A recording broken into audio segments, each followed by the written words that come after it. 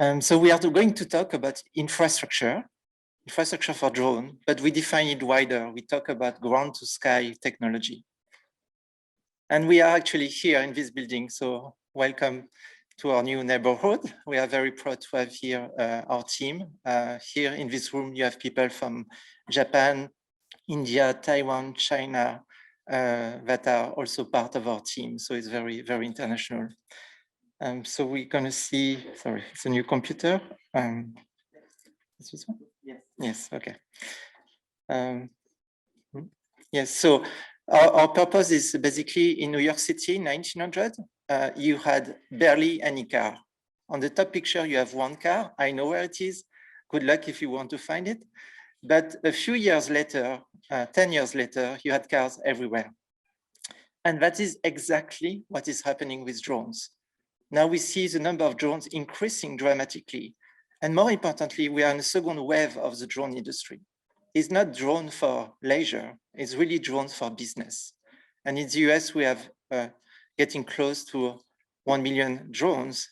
But if I relate to the car industry, this could only happen because we had garage, we had gas station, we had roads to make it happen. If you look at drones, we invested a lot in drones by itself, or we invested in software for drones.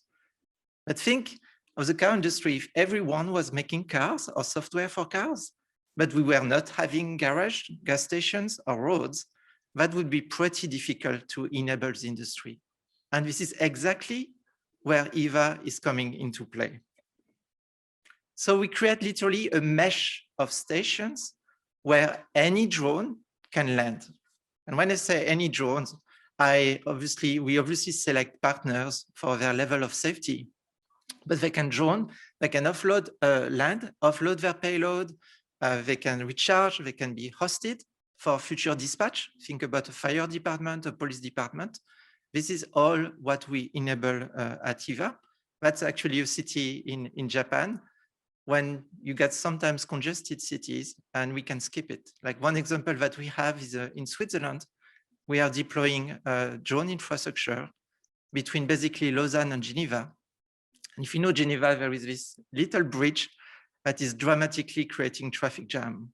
And with our stations, you can actually skip it, literally. You diminish the time to deliver products by 20.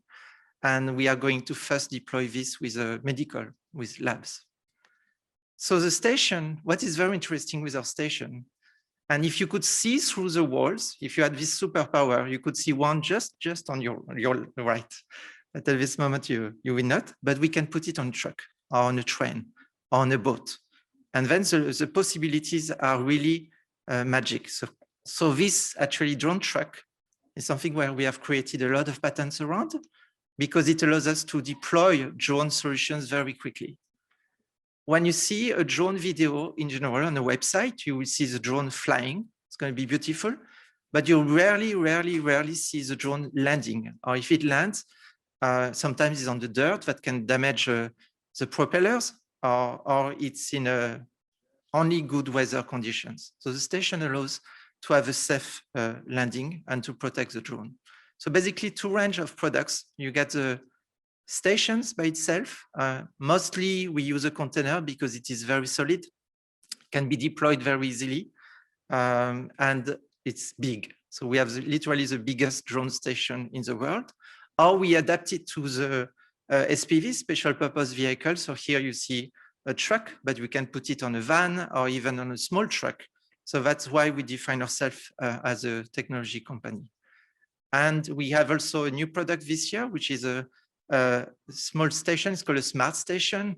So it's basically the satellite of our big hub. So the container is a very big hub, and we dispatch it to a smaller station. So think about the new way to do business, or the new way to deploy logistics nowadays. So you will put a large hub of drones at the back of the warehouse or the back of the manufacturing facility.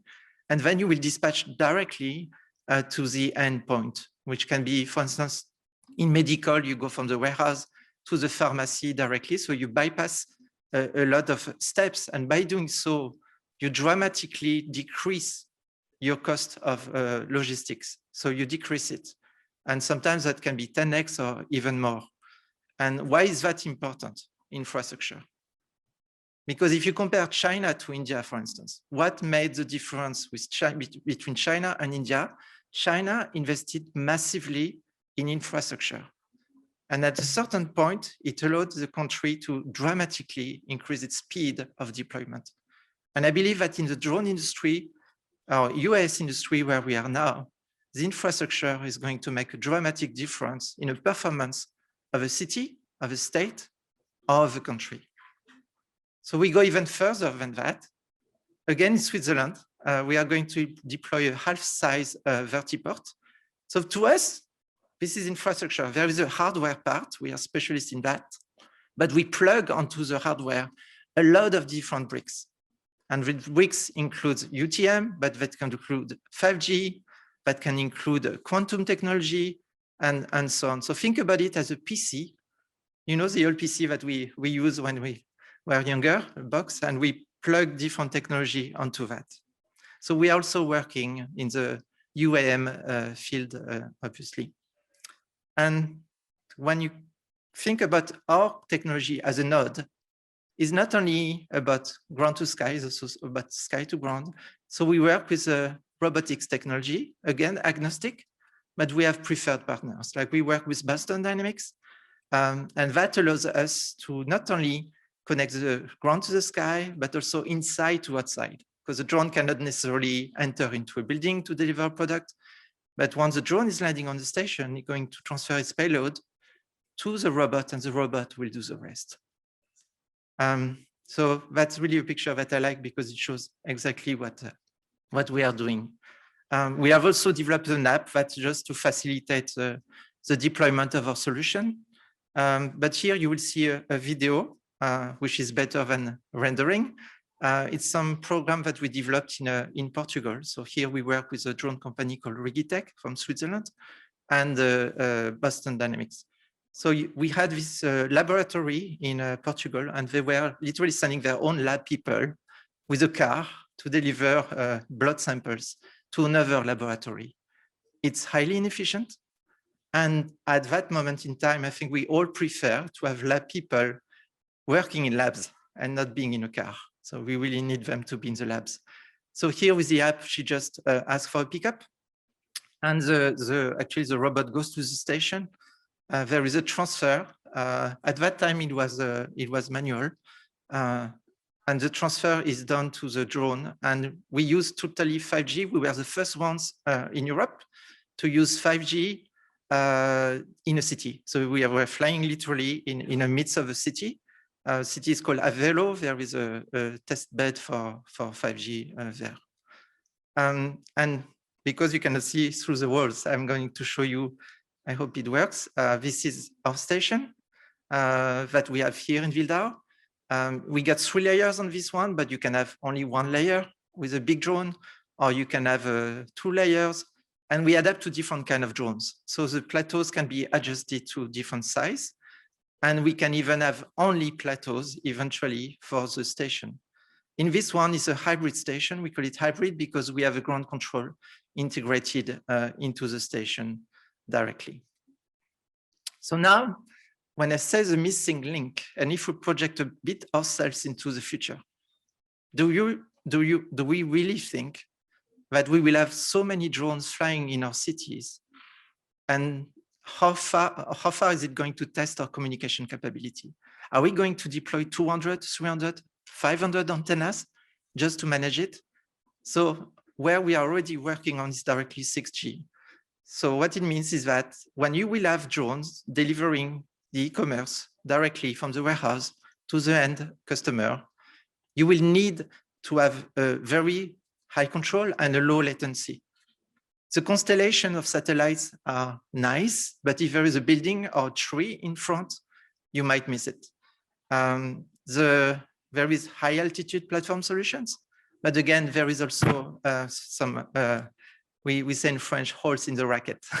So what it means is that there are parts where we are not connected, and that's honestly not safe. So our stations are here with multiple drones. Some drones are used for deliveries. Some of our drones will be used as a base station, which means that they will be used as antennas. And if you think about vertical integration, what it means is that you have the stations of EVA with the drones acting as antennas, you have the high altitude platform solutions, and then you have the satellite net layer. And if you connect all this by AI to get a good language communication, then you have a fully integrated network. We are already working on this. It's called vertical heterogeneous network. And EVA is actively engaging into this here from Germany, but also from the USA, where we have a base in New York State, opening an office very soon in Sharjah, and also in UAE, and also in Geneva or Tokyo. So a few data roughly on what we are doing. The economics again of a drone industry and why we want to enable this. If you have an automated solution with a pilot, remote, even a remote pilot for delivering a good on a 10-mile course, that's going to cost you $8, $7.8. Is not really a game-changing factor for if you compare this to a normal delivery on the road. I mean, you might have a few pilots and you will shoot very nice videos, but the economics are not a game changer. But if you make it happening like autonomous, what our station is enabling, by low latency, by the mechanical engineering associated to that, then the cost is dramatically decreased to 25 cents. And we measured that in a few pilots where the cost is basically the running cost out of depreciation is just charging. And that's extremely low. So you are really here a game changer. The volume that we are talking about is just massive. So there's some projection that the e-commerce deliveries by drone right now is very, very small. It's very little. But with the right infrastructure and the right level of safety, we arrive to 40% of deliveries being done by drone. We are already engaging in many countries, like in Kuwait. Kuwait, we talk about, and I noticed that the embassy of Kuwait was part of the audience, but we talk about 8 stations that can make 500 to even 5,000 flights per day. So it's a massive, massive volume, and that volume brings the right economics, allowing our industry to raise. So thank you so much for your attention, and happy to answer your questions.